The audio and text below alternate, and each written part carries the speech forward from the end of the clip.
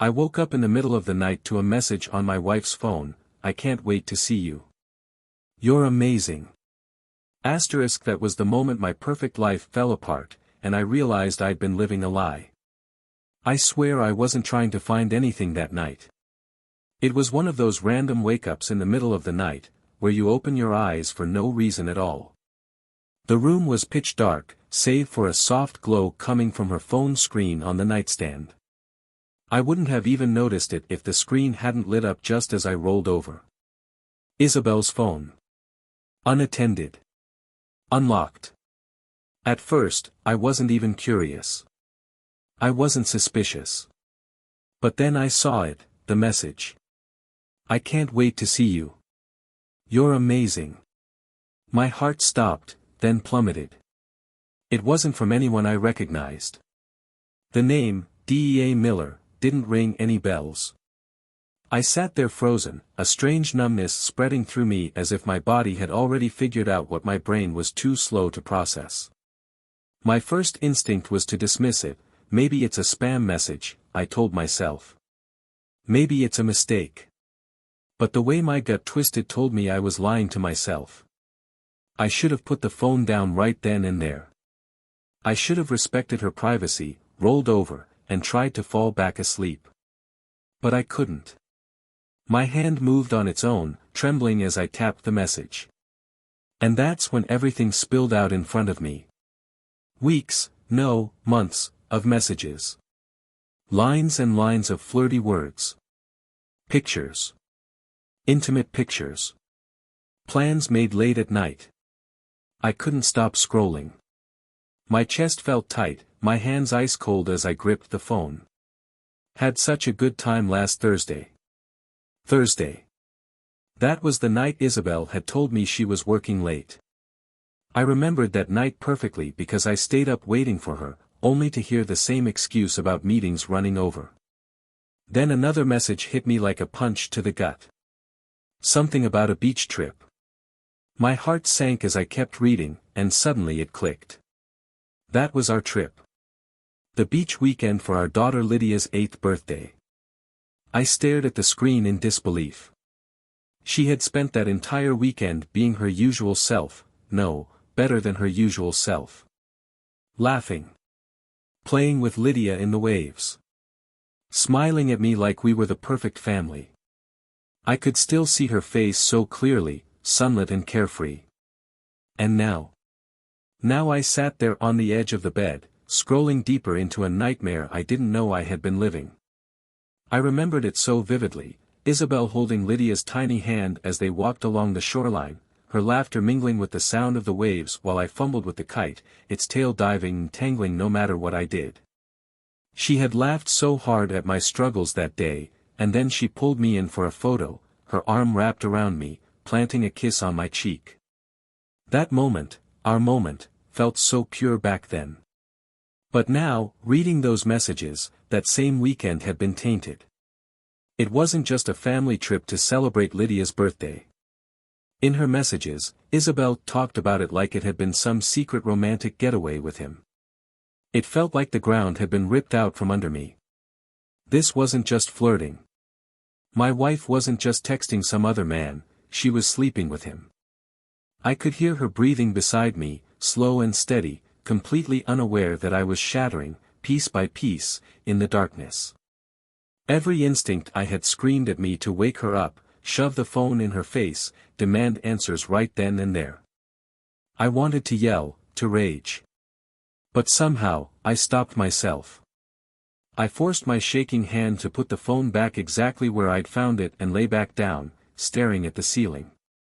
My heart pounded so hard it felt like it might burst, my thoughts racing a mile a minute. Stay calm, Caleb, I told myself. Don't tip her off. Not yet. I didn't sleep after that. I just lay there in the dark, listening to her breathe while the weight of everything I'd just seen threatened to crush me. When the alarm finally went off, I was already out of bed, dragging myself into the kitchen to make breakfast, just like I always did. My body moved through the motions, but my mind was somewhere else, replaying those messages, those pictures, over and over again. A little while later, Isabel strolled in, looking fresh and rested, her hair slightly tousled, a soft smile playing on her lips. She kissed me lightly on the cheek, like nothing had happened. "Morning, babe," she said cheerfully, heading for the cupboard to grab some plates. I couldn't stop staring at her. How could she look so normal? "Morning," I replied, the word tight in my throat, harsher than I'd meant it to sound. She didn't notice. Instead, she poured herself a cup of coffee and sat at the table with Lydia, who was already there, chattering excitedly about a school project. Isabel smiled and nodded, fully present in that moment, laughing along with Lydia as if everything was perfect. Watching her, I felt like I was living in some cruel alternate reality, one where the woman I loved could lie so easily, so effortlessly, right to my face. I stood at the counter, gripping the edge so hard my knuckles turned white. I wanted to say something, to confront her. How could you do this? But instead, I just stood there, my jaw clenched, listening to the two of them talk about art supplies and poster boards like nothing had changed. But everything had. Everything. I tried to focus on their conversation, but my mind was a whirlwind of questions, spinning so fast I could barely keep up. Isabel sat there across the table, completely at ease, chatting with Lydia like everything in our world was perfectly normal. How could she look so relaxed? So content? How could she smile so easily after spending nights in another man's bed? At one point, she glanced at me, her expression soft and cheerful, like she had nothing to hide. For the briefest moment, I actually wondered if I'd imagined the whole thing. Maybe I was losing it, reading too much into something harmless. But then the weight of the truth hit me all over again, settling on my chest like a boulder I couldn't move. The rest of the day passed in a blur. I went through the motions, doing what needed to be done, but I wasn't really there. I spent every second watching Isabel with new eyes, and it felt like I was seeing her for the first time. Things I had brushed off before, or maybe just ignored, suddenly stood out like blinding signs. She stayed late at work a lot.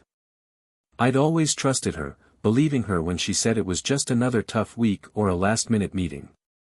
When she got home, she'd give me a quick peck on the lips before disappearing into her phone, her face illuminated by the screen as she scrolled endlessly. I'd asked her about it a few times, how distant she seemed, and she always had an answer. "Just tired, Caleb. Work's been crazy lately." I believed her. I didn't think I had a reason not to. But now I knew the truth. It wasn't the job, and it wasn't me. She had someone else. Later that afternoon, I wandered outside, needing fresh air and a moment to clear my head. Martina Campbell, our neighbor from 2 doors down, was out watering her garden. She spotted me and waved me over with that bright, neighborly smile she always wore. "Hey, Caleb," she called, her voice cheerful. "Isabel's been looking great lately. That new hair color really suits her." I froze. My brain stumbled over the words. New hair color? Isabel hadn't said anything about getting her hair done. I blinked, caught off guard, and tried to play it cool. Yeah, it does," I mumbled, forcing a smile I didn't feel. Martina turned back to her roses, but her words echoed in my head, leaving me chilled. It wasn't just her hair. I realized now that everything about Isabel had shifted, so subtly I hadn't noticed it at first. Her clothes were different, too. Tighter. Bolder. Clothes that turned heads when she walked into a room. I used to tell myself she was just feeling confident, maybe trying to shake off stress from work. I'd even complimented her on how great she looked. But standing there in the yard, Martina's words still ringing in my ears, I couldn't lie to myself anymore. Isabel hadn't been dressing up for me. The realization made my skin crawl. It was like pieces of a puzzle I didn't want to see were finally coming together. I thought about those messages again, the beach trip, the nights she was working late, and my stomach turned. Isabel was living a whole other life right under my nose. And I'd been too blind to see it. I thought it was just Isabel trying to feel good about herself again after having Lydia.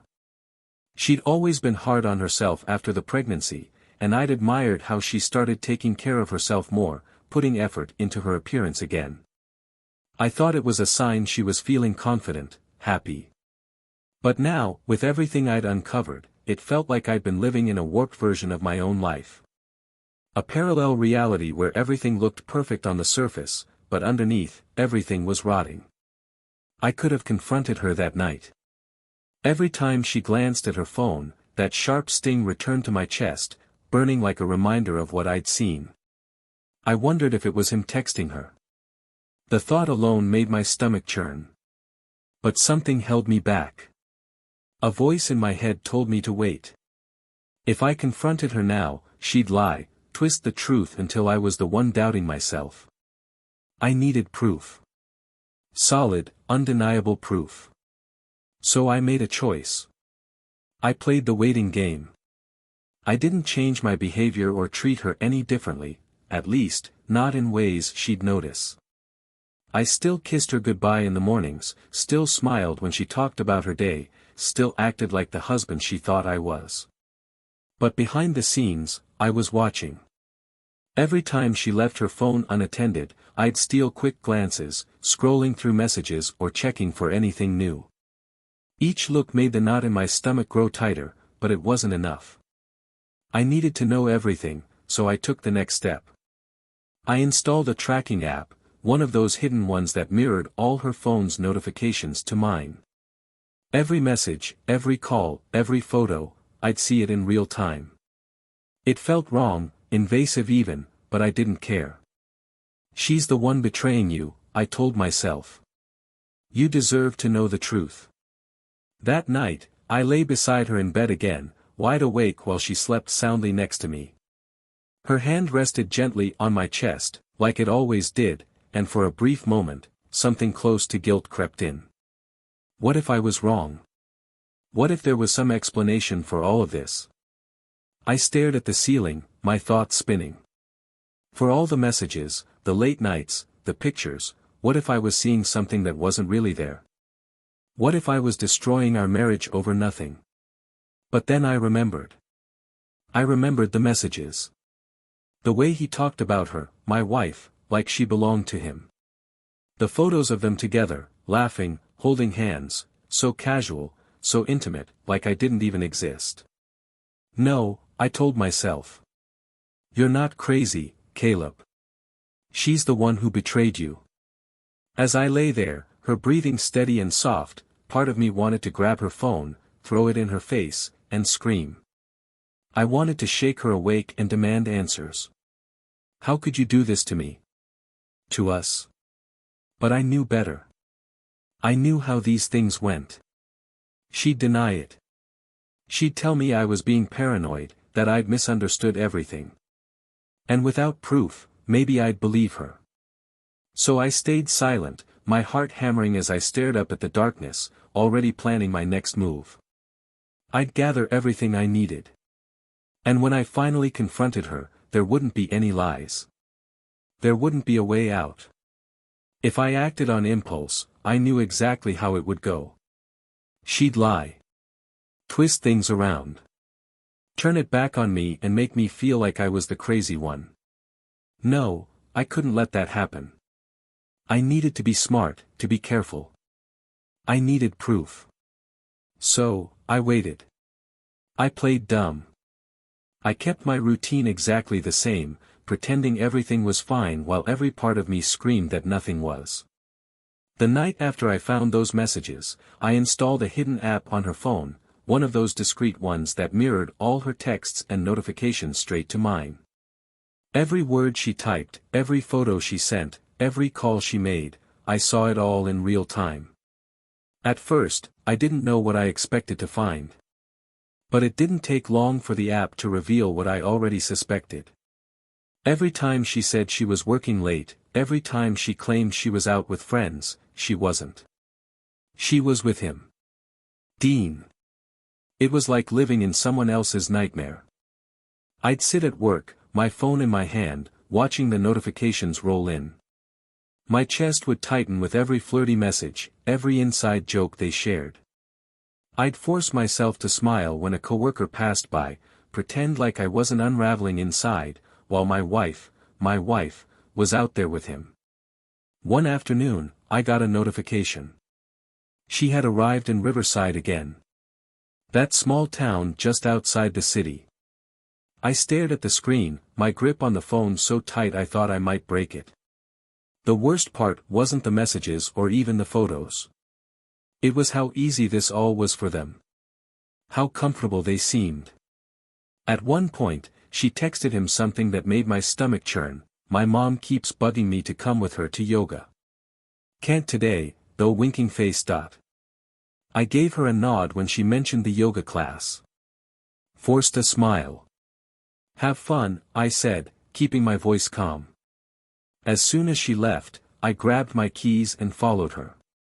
I stayed far enough behind that she wouldn't notice, not that she even seemed to care. Sure enough, she didn't go anywhere near a yoga studio. I trailed her all the way to a small cafe tucked into a quiet corner of Riverside. And there he was. Dean. She spotted him the second she walked in, and it was like watching someone I didn't even recognize. Her whole face lit up in a way I hadn't seen in months. She looked happy. Not tired, not distracted like she so often was with me. She slid into the booth across from him, leaning in close as they talked, laughing in that soft, familiar way that used to be mine. I sat there, parked just down the street, paralyzed. I couldn't go inside. I couldn't drag her out of that booth and scream at her for what she was doing to me, to us. Instead, I watched through the window as they flirted and touched each other like it was the most natural thing in the world. When she finally left the cafe, she had a glow about her, like she was walking on air. It was the same glow she used to have when we first started dating, when I was the one who made her light up like that. But now it wasn't for me. It was for him. That night, I couldn't even look at her. Every time she smiled at me or asked how my day had been, I felt sick to my stomach. How could she stand there, acting like everything was fine, after being with him? And yet, I said nothing. Not yet. I needed more. I needed to be sure that when the moment came, she wouldn't have a single way out. I lay beside her again that night, wide awake while she slept soundly, like nothing had happened. Her breathing was soft and steady, almost peaceful, and at one point, her hand brushed against mine under the blanket. I flinched without meaning to, the contact sending a wave of bitterness through me. I stared up at the ceiling, unable to shut off my thoughts, wondering how someone could betray you so deeply and still sleep so easily right beside you. The days blurred together after that.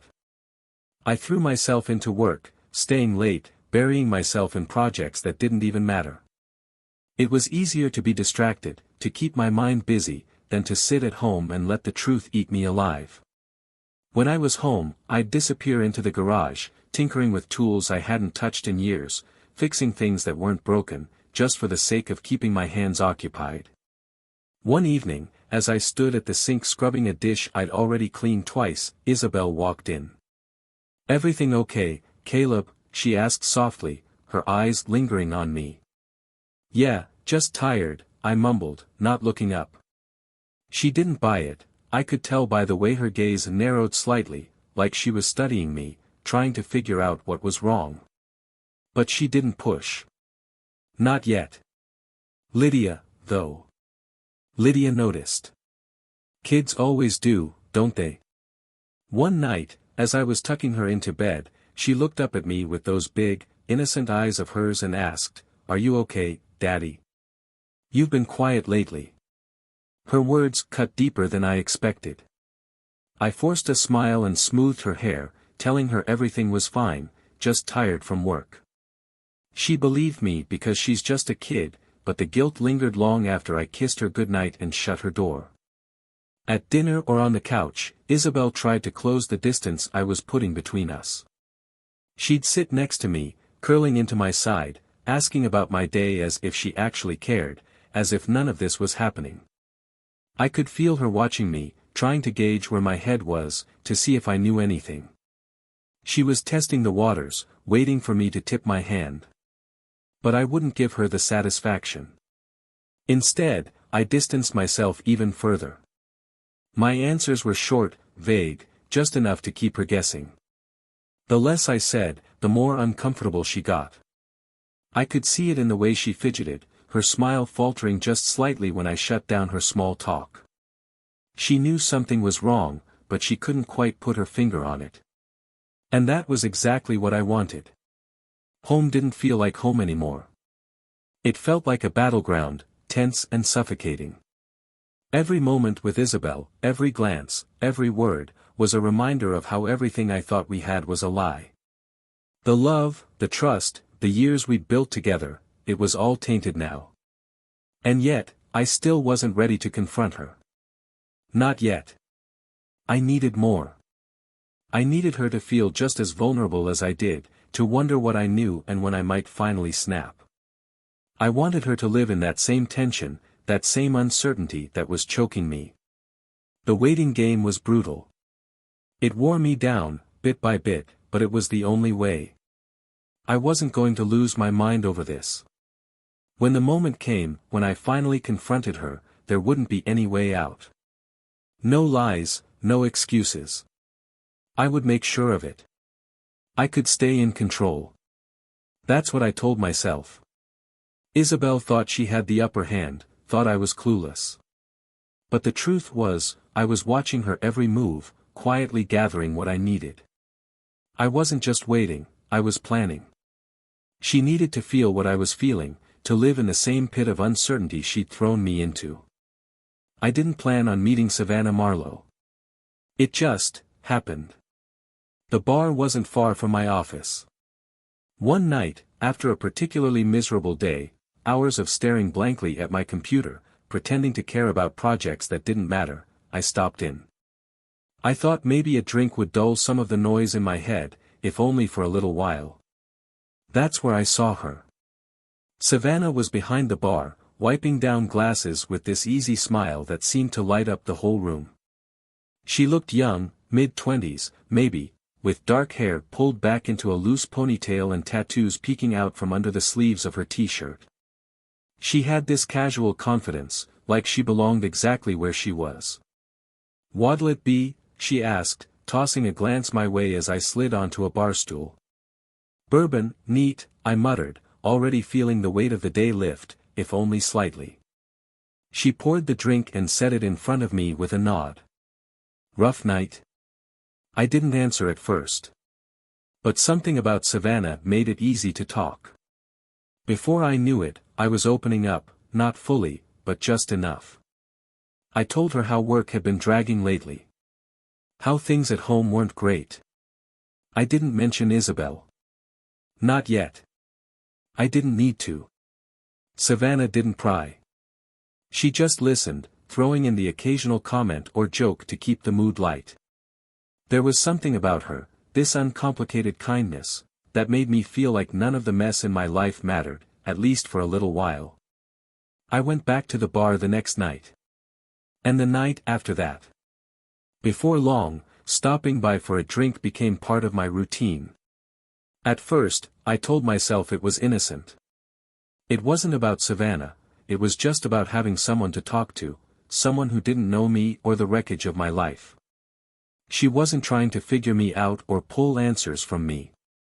One night, as I sat at the bar, swirling the bourbon in my glass, Savannah leaned in, her elbows resting on the counter, and looked at me with this curious expression. "You know," she said, her eyes meeting mine, "I don't see guys like you in here very often." "Guys like me?" I asked, raising an eyebrow. She smirked. "Yeah. You look like you've got your life together." But, her voice trailed off as she tilted her head, studying me. "There's something else. Something heavy." I shrugged, forcing a small smile as I stared into my glass. "Life, I guess." She didn't push, didn't ask for details. She just let the moment hang there, like she understood there was more I wasn't saying. And for some reason, I appreciated that. I didn't go to that bar looking for anyone, least of all Savannah. But in a strange way, she became a lifeline, someone who didn't see me as a husband who'd been betrayed or a man on the edge of unraveling. To her, I was just Caleb. Just a guy sitting at her bar, trying to make sense of the world one drink at a time. For the first time in weeks, I felt like I could breathe, if only for an hour or two. I guess Savannah didn't feel the need to press me any further. She just smiled that easy smile of hers and lifted her glass. "Well, here's to life," she said, clinking her glass gently against mine. For a brief moment, the weight on my chest didn't feel quite as heavy. It was a fleeting feeling, but I held on to it like a man clinging to the edge of a cliff. I wasn't stupid, I knew what it looked like. And honestly, I didn't care. Let people talk. In fact, the more people who knew, the better. If Isabel could lie so easily, keeping her dirty little secret tucked away, I wanted the opposite. I wanted cracks in the facade. One evening, it finally happened. Martina Campbell. Of all people. I'd barely sat down at the bar when I spotted her coming in from the corner of my eye. I didn't think much of it, until she nearly dropped her drink when she saw me. Her eyes went wide as she stared, mouth hanging open like she couldn't believe it. "Caleb," she said, her voice tinged with disbelief as she took a step closer. "What are you doing here?" "Having a drink," I replied coolly, shrugging as if sitting there, chatting with Savannah like we were old friends, was the most normal thing in the world. Martina's gaze flickered between me and Savannah, lingering on her for a beat too long, her face a mixture of confusion and concern. I knew what she was thinking, she was piecing it together in real time, trying to decide if she was witnessing a man's quiet escape or outright betrayal. "Does Isabel know you're here?" Martina asked finally, her voice low like she was afraid of the answer. I shrugged again, unfazed. "Go ahead," I muttered, taking a sip of my drink. "Let her know exactly where I am. Who I'm with." Martina's expression faltered for a moment, as if she thought she could fix whatever was happening between Isabel and me just by bringing it into the light. Finally, she gave a shake of her head and stormed out, muttering something under her breath. Savannah watched her leave, one eyebrow raised as she set down the glass she'd been drying. "Friend of yours?" "Something like that," I replied, finishing the last sip of my bourbon. Savannah didn't ask any more questions. She just smiled like she always did, and we fell back into our usual rhythm, talking about everything and nothing at all. It was easy. It was light. That night, as I said goodnight to Savannah and walked out of the bar, I couldn't help but smirk to myself. If Martina's reaction was any indication, the cracks were starting to show. The game had only just begun, and for the first time in months, I wasn't playing defense anymore. It happened sooner than I expected. I was back at the bar with Savannah one evening, enjoying that rare sensation of feeling untethered, like the weight of my life wasn't crushing me for once. Savannah and I were laughing over some silly joke, something stupid about her tattoos, probably, and I almost forgot that I had a wife out there, lying to me, living her own secret life. And then I heard her. Isabel's voice cut through the low hum of conversation like a blade. "What the hell is this?" I froze for half a second, then turned slowly on my bar stool. There she was, standing at the entrance, her face flushed with anger, her eyes locked on me and Savannah. Savannah straightened up visibly, the carefree ease draining from her posture. She looked at me, a flicker of uncertainty crossing her face as she no doubt wondered what kind of mess she'd just stepped into. "Isabel, don't do this here," I said, keeping my voice steady even though my heart was pounding in my chest. The last thing I wanted was a scene. But Isabel wasn't having it. She stepped closer, her glare shifting from me to Savannah like a knife. "You think this is funny?" she hissed. "Flirting with a married man? You think that's cute?" Savannah's eyes widened as she raised her hands defensively, rising from behind the bar. "Whoa, I didn't." She doesn't know anything, Isabel, I cut in sharply, my tone edged just enough to get her attention. This isn't about her, so don't you dare pin this on someone else. Isabel turned her glare back to me, her face a mask of anger and disbelief. What the hell are you doing, Caleb? She demanded, her voice trembling as she fought to keep it steady. I stared back at her, unblinking. You tell me, I thought, the words just barely sitting on the tip of my tongue. But I didn't say it. Not yet. The bar had gone quiet now, conversations fading as people turned to watch the spectacle unfold. I could feel Savannah's eyes on me, waiting to see what I'd do.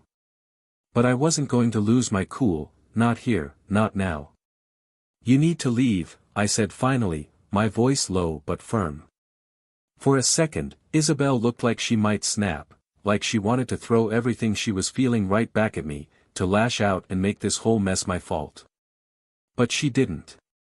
She stood there, fists clenched, shaking her head as if she couldn't believe what she was seeing. This isn't over, Caleb, she said through gritted teeth, her voice thick with fury. And with that, she turned and stormed out of the bar, leaving me sitting there with Savannah watching silently from across the counter. For a long moment, neither of us said anything. Then Savannah let out a slow breath and picked up her glass. So, that was awkward, she muttered, forcing a half smile. I laughed, an empty, humorless sound. You have no idea. She didn't ask any more questions. She didn't need to. The damage was already done. Isabel had played her hand, and now it was my turn. I didn't know what Isabel was going to say next, but she snapped, cutting herself off mid-sentence. For a split second, I saw it, guilt flickering across her face, the fear buried just beneath the surface.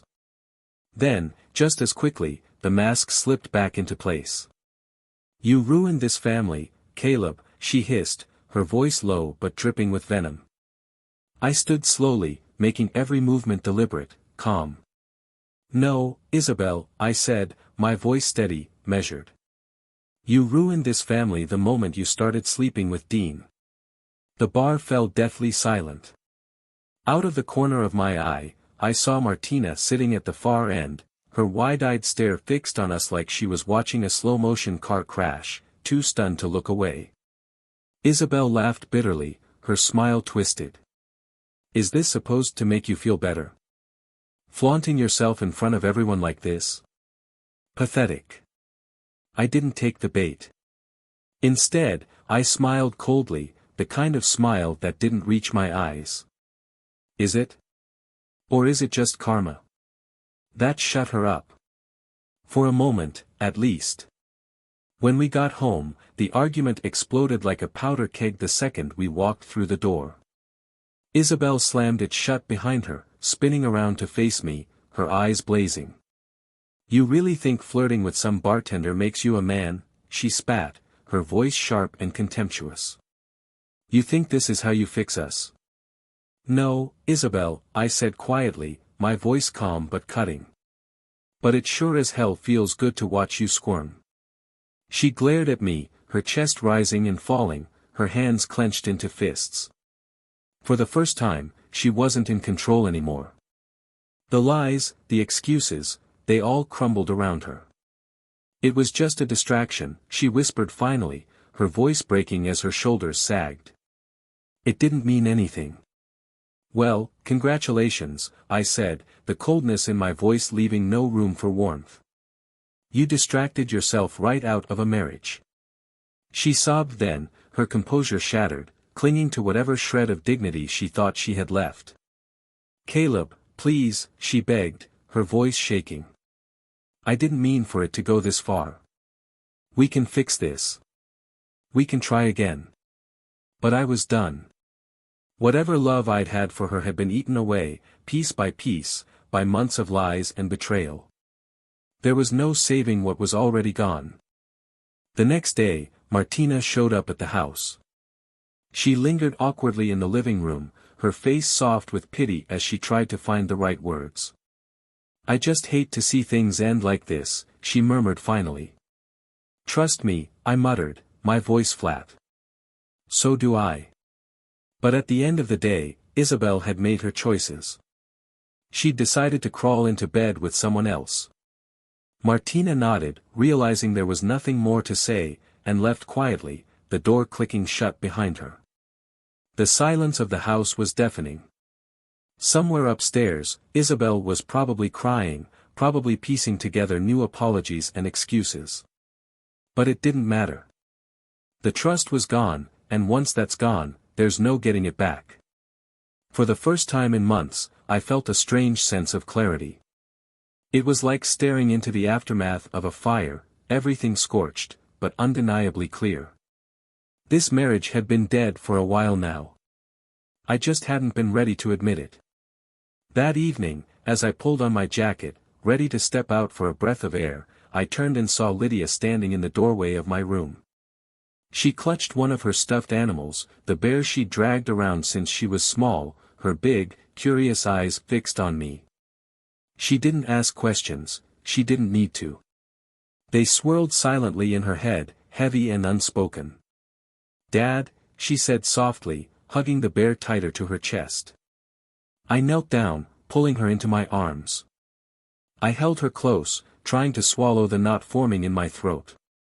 "Sometimes," I said slowly, my voice rough, grown-ups love each other in different ways. And sometimes, that love changes. Lydia didn't say anything. She just rested her head on my shoulder, and I held her tighter, wishing I could give her a better answer. Wishing I could take away whatever confusion or sadness she might feel.